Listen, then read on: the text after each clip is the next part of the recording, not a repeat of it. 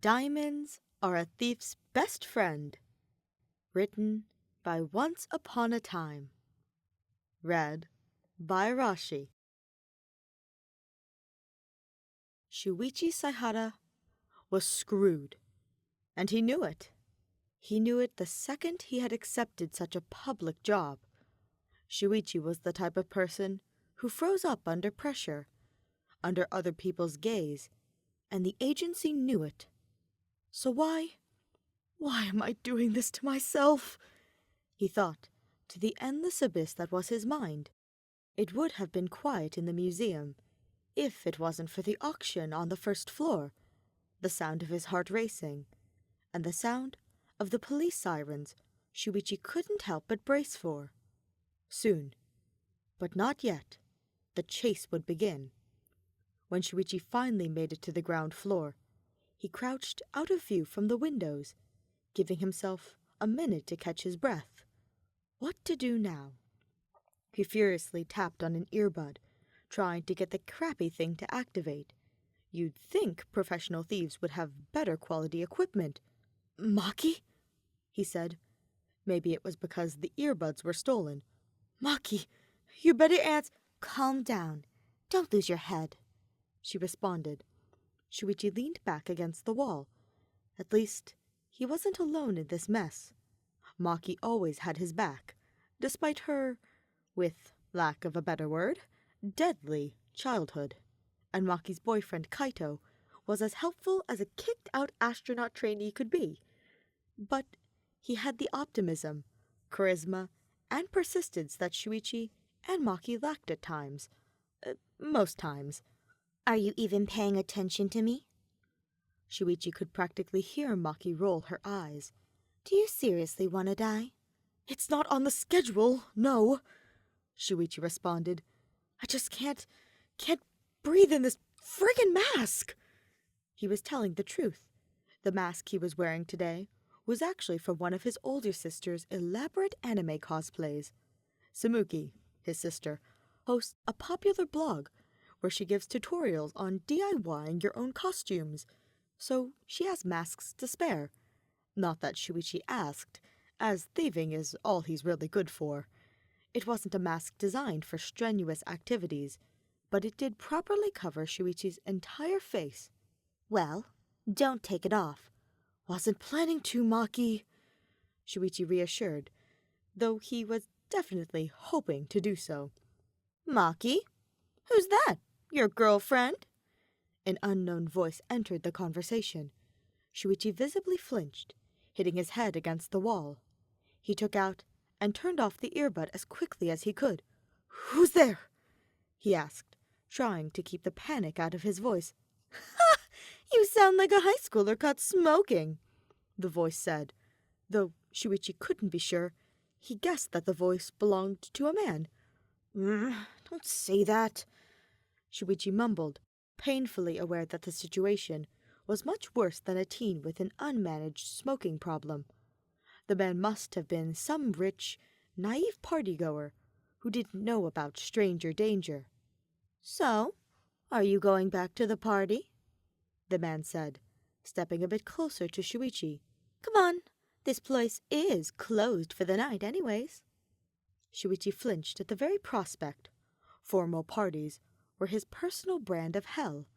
But as soon as Shuichi gets into the light, and the man sees Shuichi's mask, how else could he explain it away? Yeah. Okay, let's go." Shuichi followed the man through the next corridor and into the largest exhibit in the museum, the jewelry one. The museum was about to close down, due to the old building being minutes away from crumbling to dust, so the richest people in the city were invited to bid for their lives. Shuichi couldn't believe that his mother wasn't invited, but thank goodness for that. Just the generic classical music the quartet was playing was bringing up unwelcomed childhood memories. Shuichi didn't need her here. Before he stepped into the room, he double-checked that the stolen necklace was safely tucked away in a hidden pocket. Then he entered the room.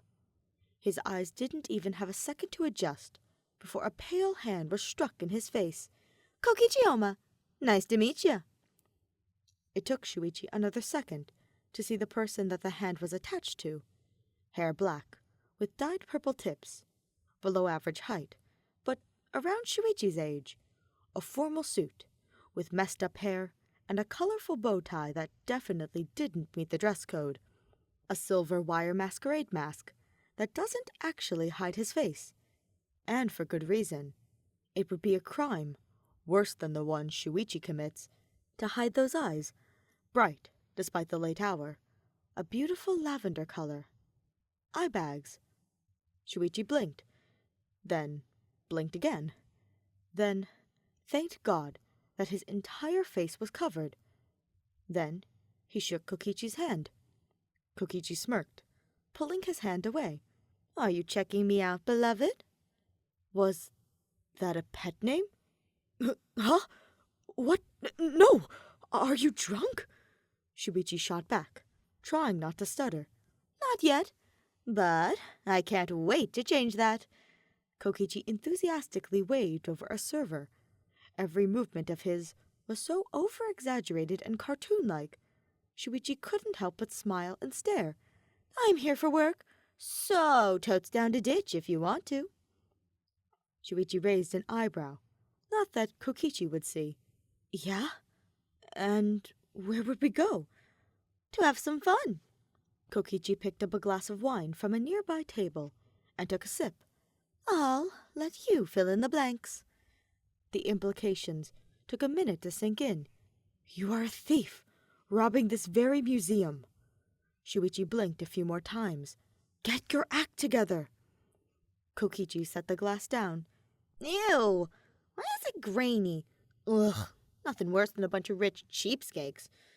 Kokichi put his, now empty, hands behind his head. Shuichi found himself just mesmerized with the man's movements. That was the reason he didn't hear the music shift, and the reason he didn't react to Kokichi grabbing his hand. Care for a dance? Shuichi tried not to flinch from Kokichi's touch. He tried to say no. He tried to resist and leave the event. Keyword, tried. Shuichi was dragged out onto the dance floor, justifying in his head that if someone was handing out such casual affection on a silver platter, how could he just reject it? Kokichi dragged them to the center of the large museum hall, right in the center of the entire gathering.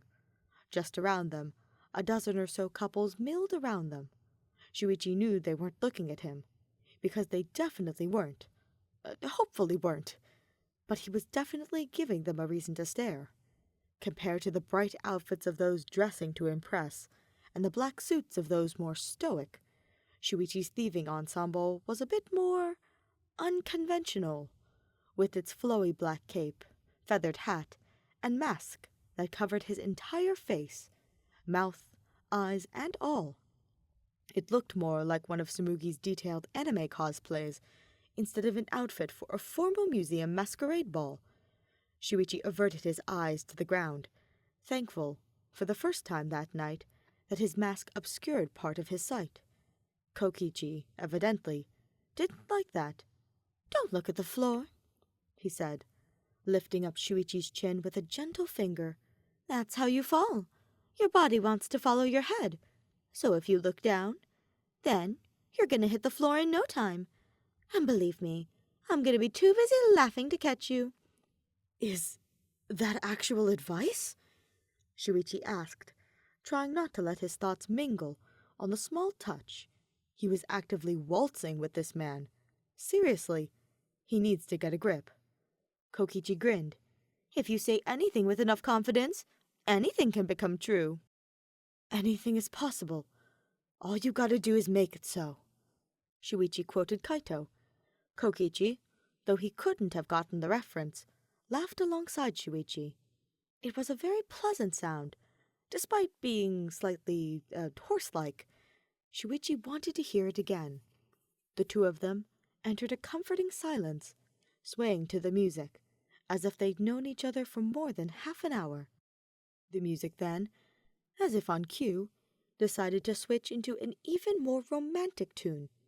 Admittedly flustered, Shuichi looks down at Kokichi, just to find him curled up on Shuichi's chest, He did his best not to melt. They gently waltzed around, Shuichi's muscle memory kicking in, and allowing his brain to wander to a well-dressed woman's waist, where a shiny and quite loose golden bracelet hung. She was clearly intoxicated and drunkenly flirting with a waiter, who definitely wasn't appreciating it. How could he have not seen it? It was so shiny. Shuichi could already feel it, the anxiety that came before every steal. His hands started to sweat. He didn't want the bracelet, because, honestly, Shuichi thought such a flashy accessory was the sort of money waster that his mother would consider a mark of status. But he needed it. After seeing that Kokichi's eyes were closed, and that he seemed very comfortable leaning on Shuichi's chest, Shuichi gently guided them towards the lady. It took him less than a second to unclip the bracelet. The hook was magnetic, and sneak the stolen jewelry into his pants pocket. The woman was none the wiser. But someone else was. What was that? Kokichi's eyes were open. Crap. Ah! Nothing. Crap. Crap, crap. Really? I must have imagined it then, Kokichi said, cheery as ever. He, almost casually, attempted to put his hands in Shuichi's pockets. Shuichi grabbed his wrists. Don't. There's nothing there. See? Shuichi made a big show of turning his pockets inside out, making sure to slip the bracelet into his sleeve before it could fall to the ground. A simple magic trick. Himiko would be proud. Kokichi chuckled, clearly fake. I must be seeing things then. Who knew a single sip of cheap wine can make me hallucinate? He knows. More silence, but this time it was less comforting. Instead, the haze of paranoia that had been chasing Shuichi the entire night finally pounced on him. He was so far from the door, but he had to get out. Maybe Kokichi sensed Shuichi's distress, or maybe he just wanted to rub it in, because he decided to speak up. They call me the Master of Masks, you know? A strange brag, but sure, anything to change the subject. Really? Shuichi jumped at the opportunity to cut through the tension. Are you some sort of actor? Nope. I'm a detective. And I'll tell you a secret. He leaned in close enough for Shuichi to kiss, for Shuichi to smell his breath. I'm here to catch a thief. Kokichi glanced pointedly at Shuichi's sleeve, where the lady's bracelet was still hidden. The moment of relief shattered. Shuichi glanced around nervously, trying not to make a big scene. He had to get out. The anxiety in his chest doubled, but at least there were no eager reporters with their flashy cameras here. No cameras either, unless the security count. And why are you telling me this? Shuichi chuckled. He was never a good liar, and the desperate attempt at salvaging the situation just shoved him deeper underground. Because you're acting awfully suspicious. Every single word was emphasized. Kokichi's face was barely an inch away. What did you say your name was again? That's when the sirens from Shuichi's nightmare became real. The police must have finally caught wind of the situation. Or maybe they were already here. Whatever. Doesn't matter. Shuichi tried to pull away from Kokichi, but he was gripping onto him like a stubborn child. It was almost like a hug. Shuichi cringed at himself. Okay, bud, go get a room. What are you trying to pull? He exclaimed, his frustration clearly showing. Shuichi managed to get one of his hands free and put it in earbud, tapping at it until he heard Kaito and Maki chatter. Kokichi must not have noticed, because he replied nonchalantly, I'm seducing the enemy. Excuse me? What? Shuichi blurted out. If it works, it works. Shoo! Maki's voice came from the earpiece. You need to leave. Now. Well, obviously. That was when the police barged in, stopping the party. Kokichi looked over, as caught off guard as Shuichi was. All of Shuichi's training led up to this moment. He took a deep breath and kicked at Kokichi's ankle. "Ow!" he exclaimed, jumping back. "That's playing dirty, you bastard!" If it works, it works," Shuichi called back, running out of the room. As soon as he was out of earshot, he started talking to the earbud. "All right, Maki, where am I going?" It was Kaito who answered. "To the roof!" "Are you kidding me? How many flights of stairs? You can do it!" Shuichi groaned, doing his best not to complain during his sprint up to the roof. If he did, Kaito would have his sidekick shuttle run for the next month, and Maki would spend the whole time laughing at him. When he finally made it to the roof, Shuichi raced over to the ledge. He couldn't see the getaway car anywhere. To be fair, it was purposefully plain, and Shuichi's eyesight was never good. But unless Maki and Kaito gave him the thumbs up, Shuichi didn't want to risk jumping with no backup. "Speaking of which, we're not ready yet," Maki said, on cue. "We need like another minute or two." "Damn it," Shuichi muttered. He took off his mask for a moment of fresh air. The midnight air was chilly as expected. "Hurry up!" Maki disconnected, just in time for Shuichi to hear the roof door slam open. "Something wrong, Mr. Thief?" Shuichi froze. Kokichi's voice. Shuichi turned around, barely remembering to shove his mask back on. "How the hell did you get up here so fast?" "Elevator!" "Damn it!" Shuichi threw his hands in the air. At least Maki and Kaito weren't listening to his stupidity. That did stop Kokichi from laughing, though. "You can steal as much as you can, but you won't swear. What sort of enigma do I have in my hands? One that you won't catch. Fake it till you make it. Fake it till you make it." That makes Kokichi laugh some more. "Seriously, I thought thieves like you would be smarter." He took a step closer. "But then, maybe, you weren't the mastermind behind this heist." Kokichi was close enough to touch Shuichi's mask. He did. "Tell me, Mr. Thief, do you work alone?" "No one is ever alone," Shuichi replied, as calmly as he could muster. "Neither of us are." Kokichi tucked his fingers under Shuichi's mask. "Is that a confession?"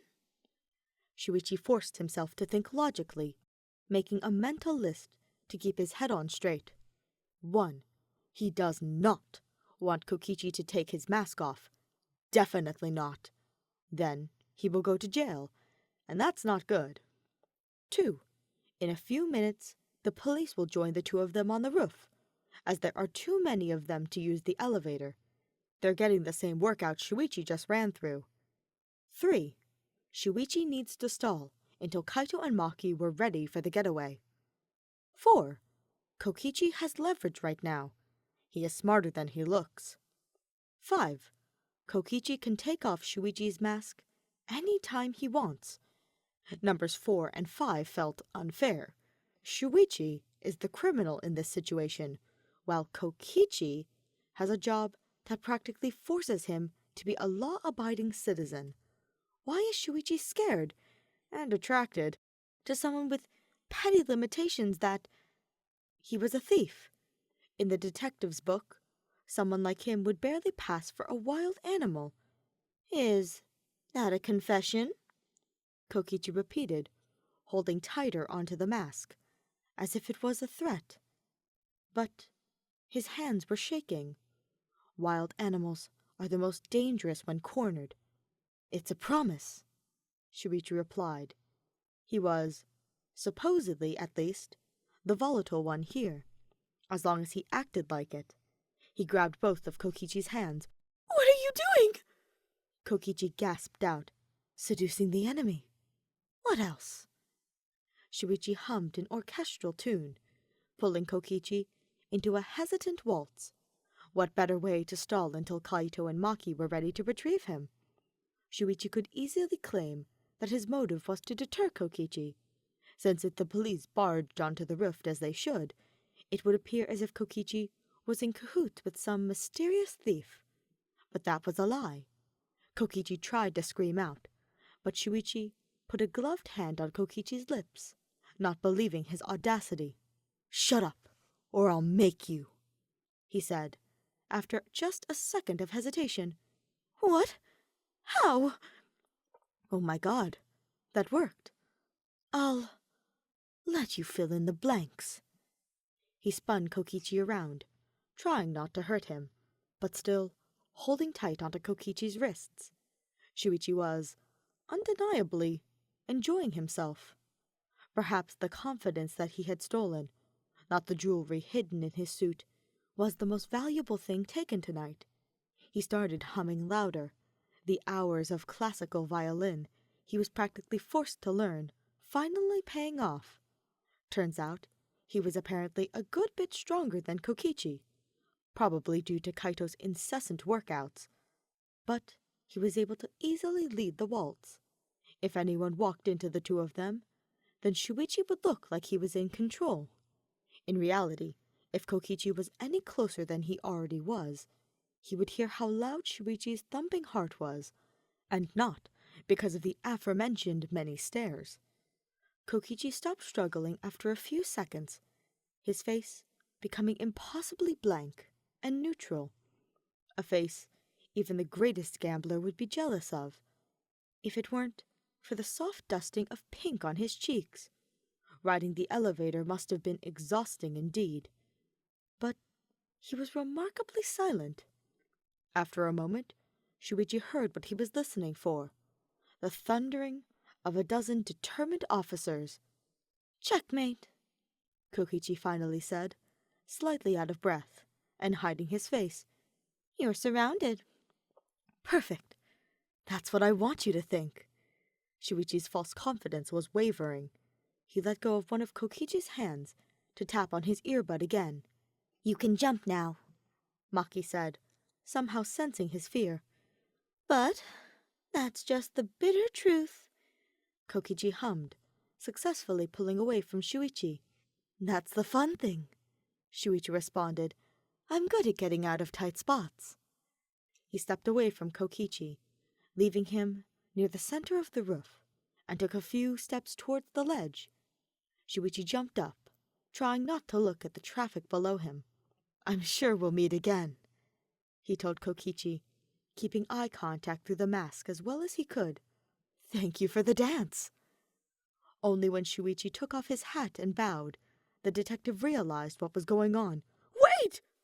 Kokichi rushed forward, and in a moment of undeniable smugness, Shuichi blew him a kiss through the mask.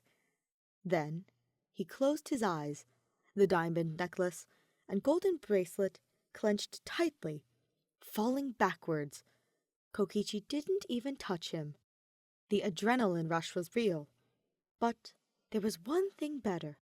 The look of surprise, the look of disbelief that the supposed master of masks couldn't hide, no matter how hard he tried. And he was breathing so heavily, he must have been trying. Shuichi caught only a glance and, needless to say, Shuichi would do anything to see that expression again. It was about an hour later when Shuichi's poor heart was finally starting to calm down.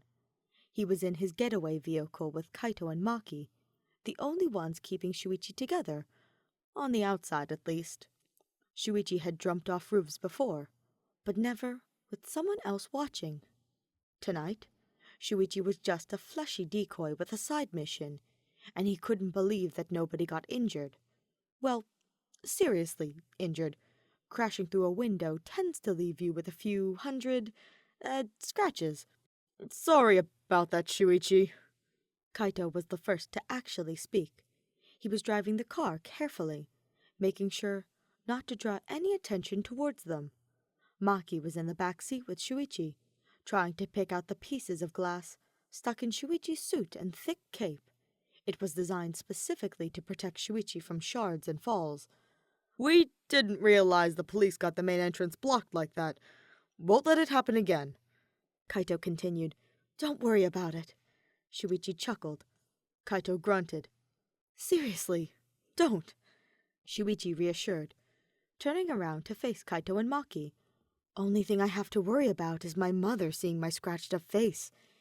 If you're so worried about it, then run away, Maki said, blunt as ever. Her advice was in vain. Everyone in the car knew that Shuichi could jump off roofs, crashing through windows, steal millions of dollars. But running away, like Maki from her orphanage, like Kaito from the law, was not even in the equation for him. They drove in silence for another few minutes, until Kaito broke the silence once more. Tell her an especially vile cat attacked you. Shuichi had to laugh at that, and even Maki managed to smile. Thank you. I'll make sure to do that. But we might have to think of a better excuse if I'm going to keep doing this. You want to keep doing this? Maki asked, surprised. Because you don't have to. Kaito made eye contact with Shuichi through the rear-view mirror. Is the risk really worth it? I mean, with your mom and sister and all. That was when Shuichi hid his face. He didn't want Maki or Kaito to see his expression, the one that made it clear that a pretty pair of purple eyes were the only thing on his mind when Shuichi said, "It's worth it."